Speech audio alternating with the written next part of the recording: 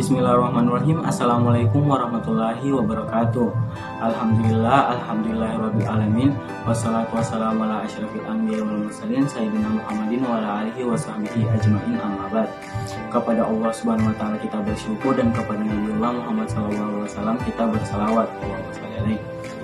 Sebelumnya, perkenalkan, nama saya Muhammad Fauzan, dan kali ini saya akan menjelaskan satu materi filsafat ilmu, yaitu jenis-jenis pengetahuan, yang memiliki 4 buku pembahasan, yaitu definisi pengetahuan, kriteria pembenaran pengetahuan, jenis-jenis pengetahuan secara umum, dan jenis-jenis pengetahuan berdasarkan cara memperolehnya. Yang pertama, pengertian pengetahuan. Hingga sampai sekarang ini para ahli masih berdebat tentang apa definisi sebenarnya dari pengetahuan. Menurut Plato, pengetahuan adalah kepercayaan sejati yang dibenarkan. Menurut Natwaatmojo pada tahun 2003, pengetahuan adalah hasil, dan hasil itu diperoleh dari proses penginderaan terhadap suatu objek tertentu. Menurut KBBI, pengetahuan adalah segala sesuatu yang berkaitan dengan pembelajaran. Pembelajaran sendiri dipengaruhi oleh faktor dalam seperti motivasi dan faktor luar seperti sosial budaya. Dari ketiga pengertian tadi, maka bisa ditarik kesimpulan bahwa pengetahuan adalah hasil dari proses mencari tahu. Dari yang tidak tahu menjadi tahu, dari yang tidak dapat menjadi dapat. Yang juga di dalam proses itu terdapat prinsip dan metode yang diperoleh, baik itu dalam proses pendidikan maupun proses pengalaman. Yang kedua, kriteria kebenaran pengetahuan. Untuk mengatakan sebuah pengetahuan adalah pengetahuan yang benar, maka harus diuji kebenarannya di dalam kriteria kebenaran pengetahuan. Kriteria kebenaran pengetahuan sendiri bersandar kepada 3 teori, yaitu teori koherensi, teori korespondensi, dan teori pragmatis. Teori koherensi adalah mengatakan bahwa pengetahuan bisa dikatakan sebagai pengetahuan yang benar apabila memiliki koheren, atau pengetahuan tersebut koheren dengan pengetahuan sebelumnya yang telah ada. Teori korespondensi mengatakan bahwa pengetahuan bisa dikatakan sebagai pengetahuan yang benar apabila pengetahuan tersebut memiliki hubungan dengan sesuatu kenyataan yang memang benar ada. Teori pragmatis mengatakan bahwa teori ini mengatakan bahwa pengetahuan bisa dikatakan sebagai pengetahuan yang benar jika pengetahuan tersebut mencakup nilai praktis dan kepraktisannya itu memang benar.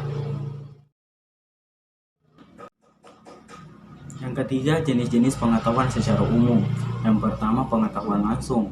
Pengetahuan langsung adalah pengetahuan yang langsung ada dalam jiwa kita tanpa melalui proses pemikiran dan penafsiran tertentu. Kaum realis menganggap bahwa pengertian ini adalah pengertian pengetahuan yang sebenarnya. Karena ini sangat sederhana, umumnya membayangkan bahwa kita sudah tahu tentang hal itu, dan hal itu memang sangat dekat dengan kita seperti tentang lingkungan sekitar dan kehidupan. Yang kedua, pengetahuan tidak langsung. Pengetahuan tidak langsung adalah hasil dari interpretasi, pemikiran-pemikiran, dan pendidikan, dan juga hasil-hasil dari pengalaman yang lalu. Yang ketiga adalah pengetahuan indrawi. Pengetahuan indrawi ini didasarkan pada kerja dari indera kita. Seperti saat kita melihat sebuah pohon, maka kita akan memikirkan pohon tersebut dan menjadi suatu pengetahuan tertentu.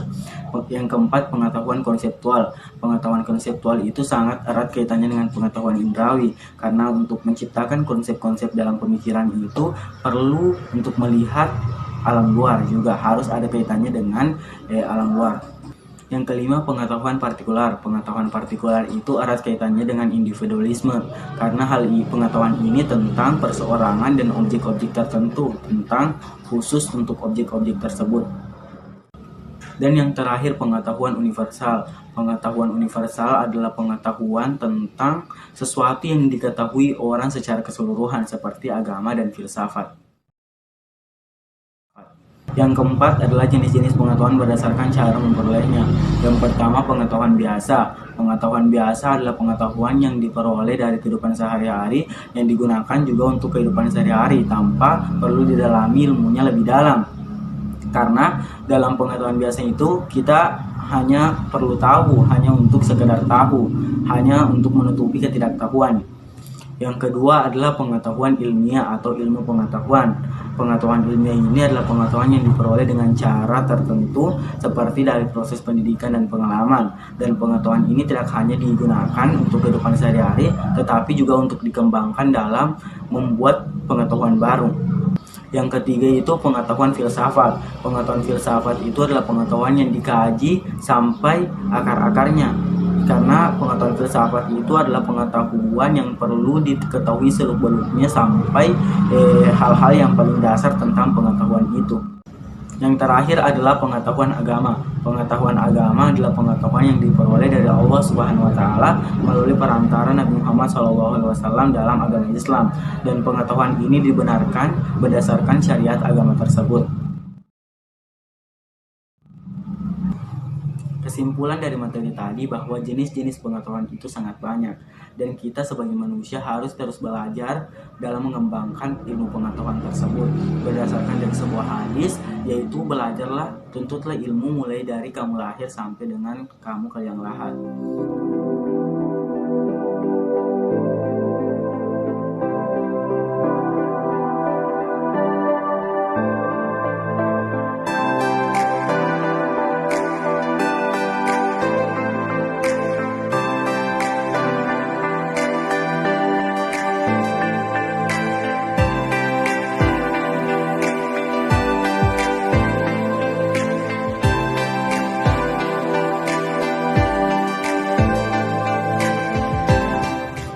Itulah penjelasan singkat saya tentang jenis-jenis pengetahuan. Semoga bermanfaat untuk teman-teman sekalian, dan terima kasih telah menonton video ini. Wassalamualaikum warahmatullahi wabarakatuh.